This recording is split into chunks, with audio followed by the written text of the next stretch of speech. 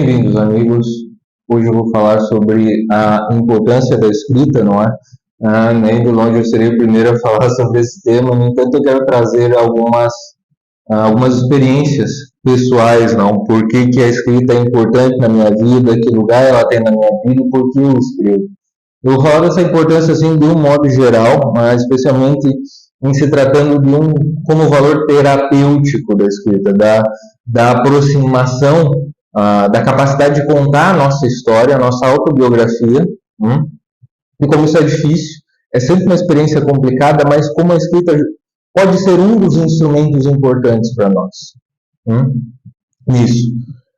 E um dos impulsos iniciais, eu digo porque não é o único, eu já vou explorar um pouquinho isso, mas um dos impulsos iniciais é a leitura. A gente tem contato com uma obra literária, ou pelo menos com algum trecho de um romance, e assim, se for um contato inicial, às vezes não é um romance tão bom assim, não precisa ser, às vezes é, às vezes não é, mas tem alguma coisa, tem um parágrafo, tem uma linha, tem um personagem que nos chama a atenção, porque nós de algum modo nos identificamos com ele, nos identificamos com aquela narrativa, às vezes é um comentário do narrador, e nós nos identificamos com aquilo, queremos nos apropriar daquilo, por quê? Porque nós encontramos uma experiência parecida, um jeito de pensar parecido, e que automaticamente, ou não tão automaticamente assim, que nós associamos, seja em quanto tempo for, mas que nós associamos com alguma das nossas experiências de vida.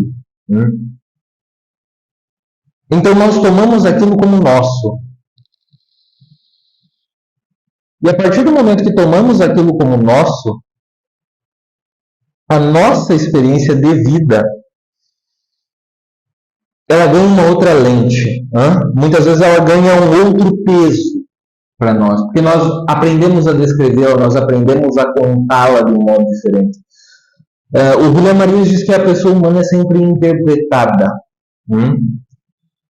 E eu gosto de pensar, sobretudo, na maneira como nós nos interpretamos. Aqui tem o aspecto terapêutico da coisa, porque muitas vezes nós tomamos uma maneira de narrar, uma forma de narrar, com a qual nós nos formamos, por quaisquer que sejam os motivos, por aquilo que a gente leu, pelo modo como fomos criados, pelas influências que tivemos, etc, etc.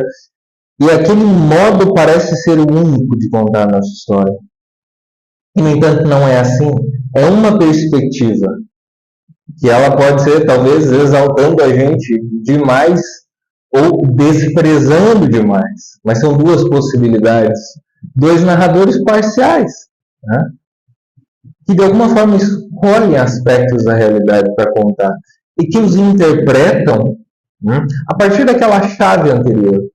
Então, se nós conhecêssemos pelo menos mais maneiras de narrar, mais formas de narrar, talvez o nosso contato com as experiências pudesse ser um pouquinho diferente. O contato com a nossa própria história pudesse ser um pouco diferente. A maneira de contá-la também um pouco diferente.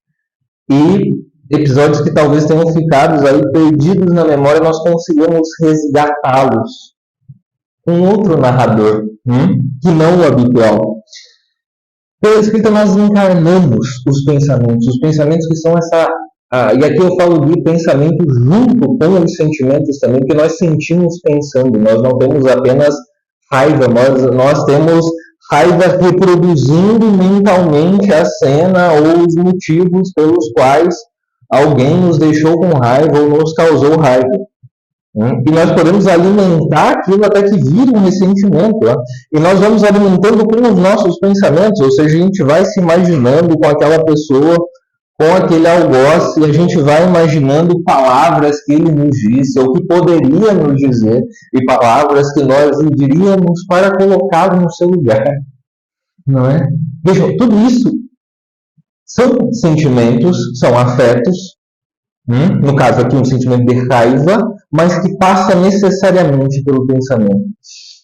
Quando a gente faz o esforço de pelo menos tentar depurar esses pensamentos, eu estou sentindo raiva assim, assim, assim, se eu consigo descrever isso, se eu consigo colocar para fora de alguma maneira, ordenar isso de alguma maneira, talvez eu consiga dar o próximo passo, que é pensar, cara, para que eu estou com tanta raiva? Será que é proporcional? Será que a raiva que eu estou sentindo, será que ela é justa? Será que ela é contra outra pessoa mesmo? Ou será que eu estou com medo dessa pessoa me fazer alguma coisa? Será que de alguma forma ela é uma ameaça para mim? Esse raciocínio é mais difícil. É mais difícil porque envolve uma vulnerabilidade da minha parte.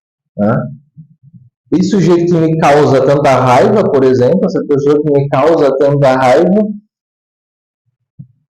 é alguém diante de quem me sinto ameaçado. Isso é mais humilhante. Mas perceba que tudo começa pela tentativa de ordenar esses pensamentos e sentimentos caóticos que inicialmente vêm juntos. De bom, já que eu estou sentindo isso, beleza, vou entender isso aqui. Vou dar ordem para esse negócio. Eu estou sentindo isso. Realmente, o que eu estou pensando é isso, isso, isso. Ok, e agora? O que eu faço com esses pensamentos e sentimentos?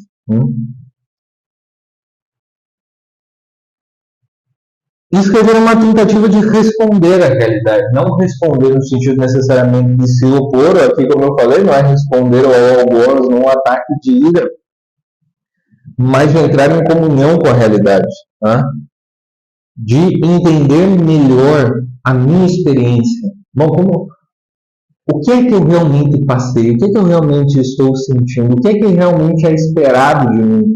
Onde eu de fato errei? E eu só posso fazer isso se o meu narrador não me atrapalhar. Se o meu narrador não tentar acreditar que ele é onisciente, que ele não é. Se ele não tentar reduzir a experiência à minha incapacidade ainda de comunicação. Porque um dos grandes frutos da escrita, pelo menos para mim, um dos mais interessantes também, é que a gente chega um momento em que parece que não dá mais. Sempre você se esforça para descrever algo, para se lembrar de algo. Não, aqui eu quero ser o mais justo possível. Olha, eu estou aqui ressentido, mas eu não quero ser injusto, então eu vou descrever aqui o meu sentimento. Eu admito que eu estou ressentido, mas eu ainda não consigo enxergar. Não consigo me colocar no lugar daquela outra pessoa. Então aqui tem um limite. Eu não consigo descrever toda a minha experiência. Tem um limite aqui. Parece que eu intuí alguma coisa, eu vislumbrei alguma coisa, mas eu não consigo dar forma para ela. Eu preciso me esforçar mais. Então é necessário que eu tenha essa disposição de abertura para que cada vez esse exercício de escrita, de ordenação, de encarnação dos pensamentos, esse esforço consciente seja maior.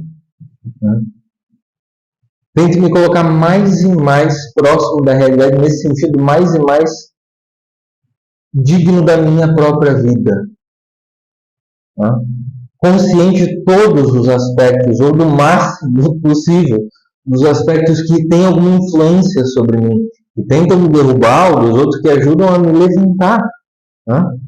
Das responsabilidades que eu deixei de lado, ou das que eu consegui de fato assumir. Sem pensamentos e sentimentos que atrapalhem, que sejam secundários. E isso, como eu disse inicialmente, vem muitas vezes da própria leitura. Porque, à medida em que vivemos quase que no piloto automático, vivemos fazendo as coisas sempre com distrações e com pouca reflexão, com aquela coisa de pensar na vida mesmo, quase com dificuldade de pensar na vida.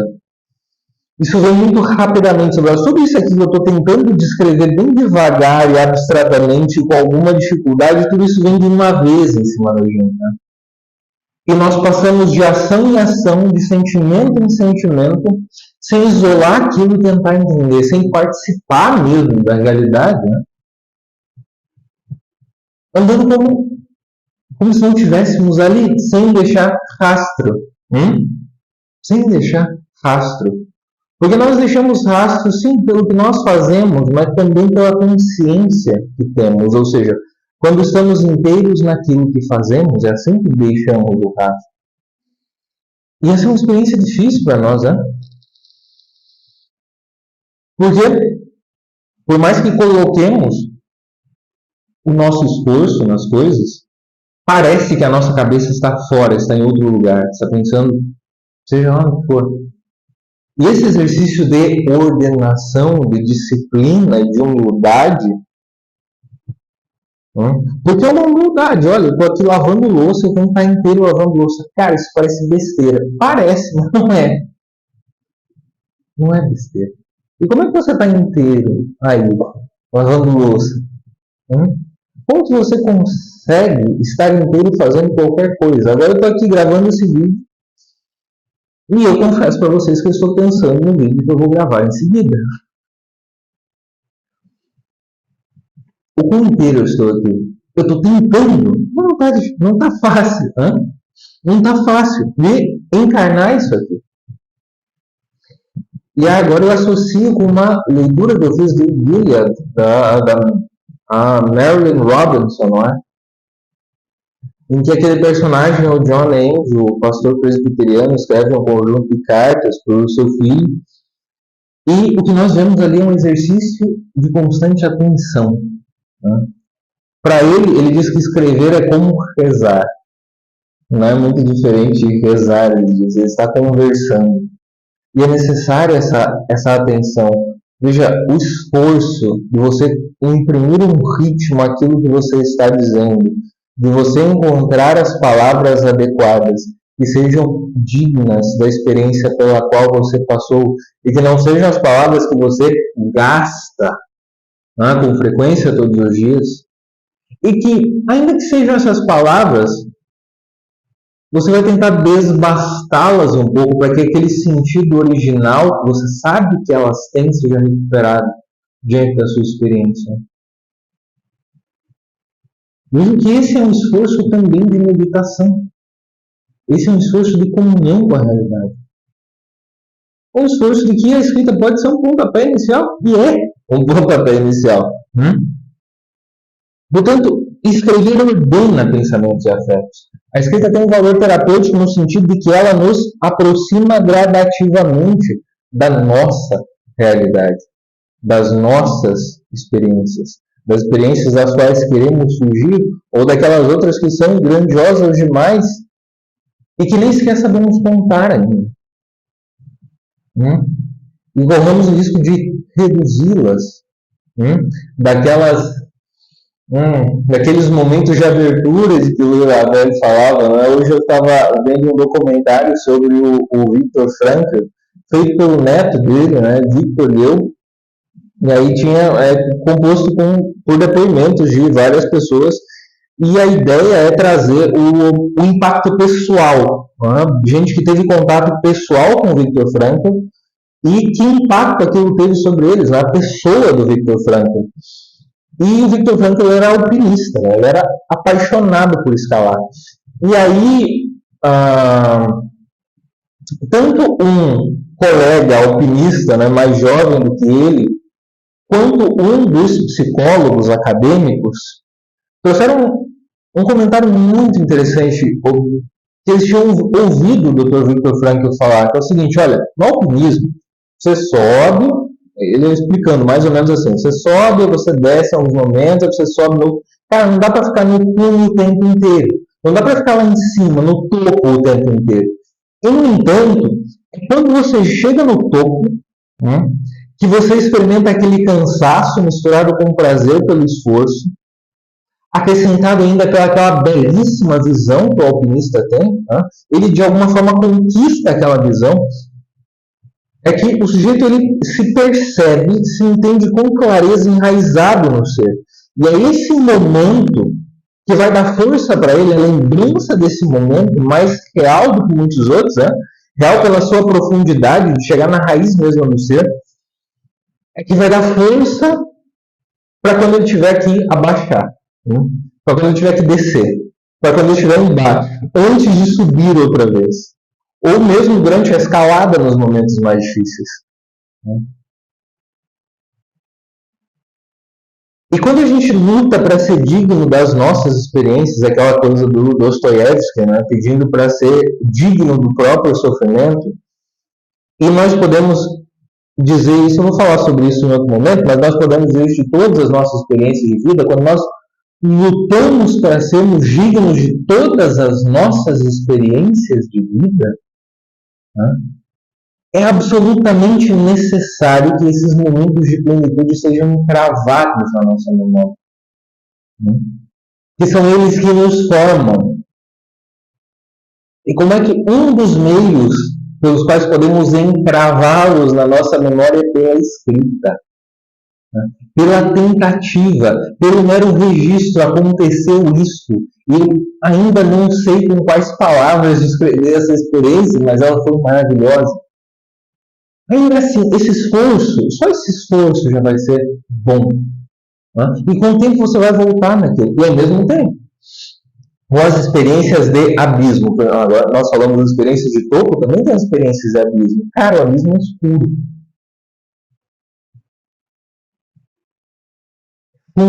Escuro. Como é que você sai de lá? O que você viu? Como o episódio de Dom Quixote na cova de Montezino. Né? Ele não conta o que ele viu lá. Mas ele diz que sabe o que viu. Né? A gente, numa experiência análoga, não pode esquecer, ou não deve esquecer do que viu no abismo. Isso é uma visão também necessária para nós. Né? E a escrita pode nos ajudar. Né? Pode nos ajudar porque no momento em que enfrentamos o abismo, ainda temos a memória do topo, da beleza do topo. Né?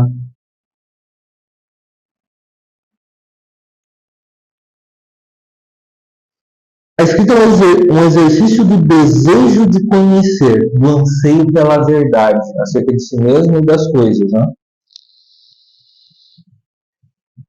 Quando eu faço esse esforço de tentar contar uma história, de tentar narrar uma experiência, né, eu preciso dar atenção às coisas e às palavras. Não tem outro jeito.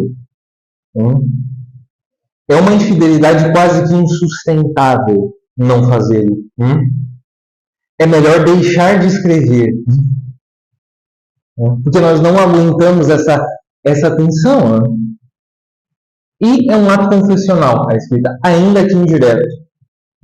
Você não precisa descrever a sua própria experiência necessariamente assim, em primeira pessoa. Eu passei por isso, eu fiz aquilo, eu senti aquele outro. Bom, se você fizer isso num diário, por exemplo, isso é muito bom.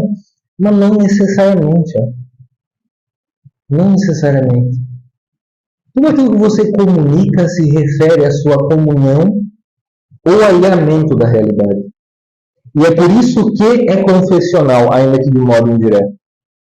No meu caso, por que eu escrevo? Bom, para mim já é difícil de separar a escrita da vida, ainda que eu mesmo não faça a escrita ficcional. Eu não consigo. Mas pelo menos não ainda, não é? Já tentei, não deu, mas de fato, vejam, admitir isso para mim já é bom. Eu continuo me esforçando para ler e entender melhor os artistas que me ajudam a contar a minha própria história.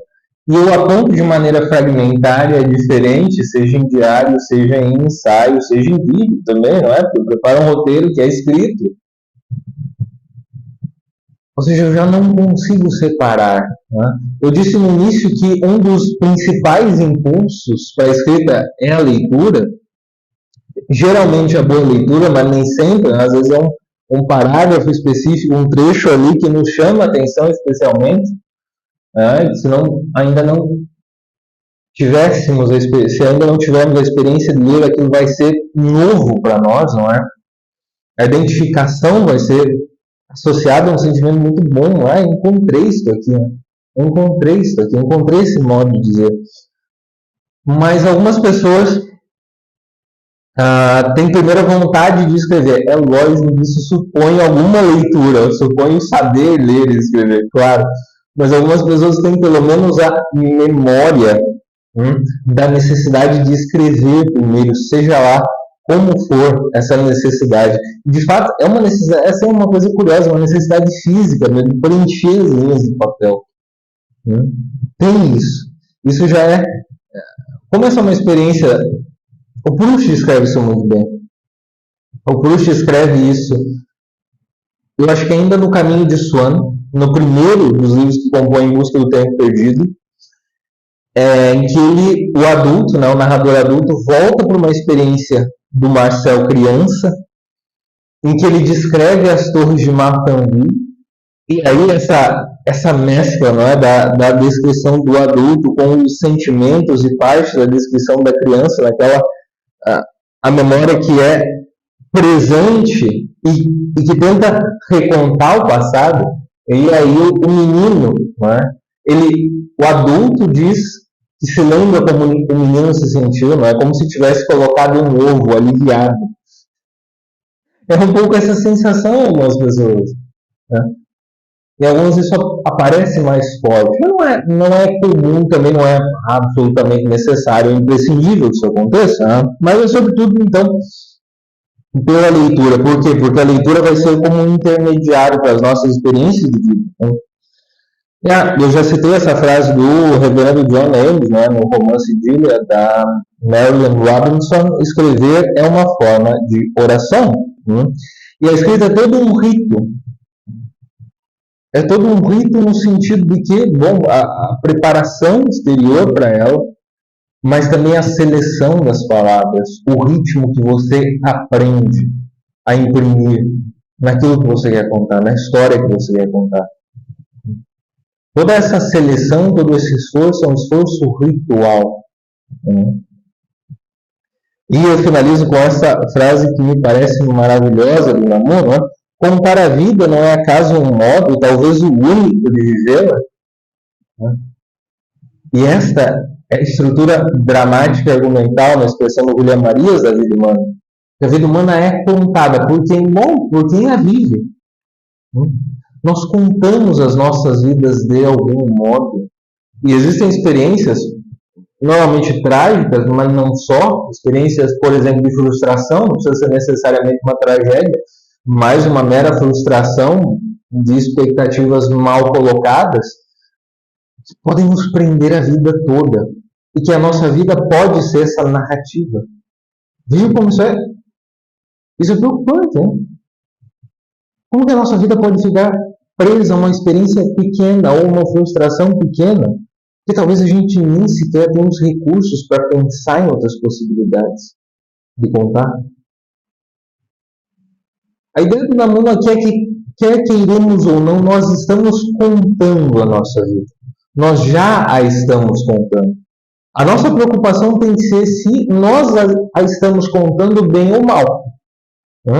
De maneira completa ou mais incompleta ou mais completa que a gente consegue nesse momento, em cada momento da vida, em cada etapa, em cada fase da nossa vida e da nossa consciência.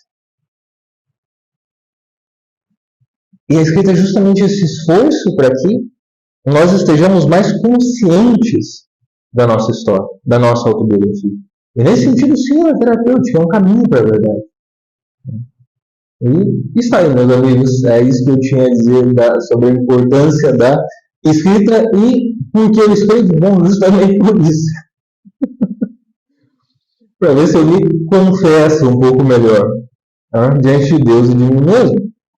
Não é? Agradeço pela atenção de vocês e até o próximo vídeo.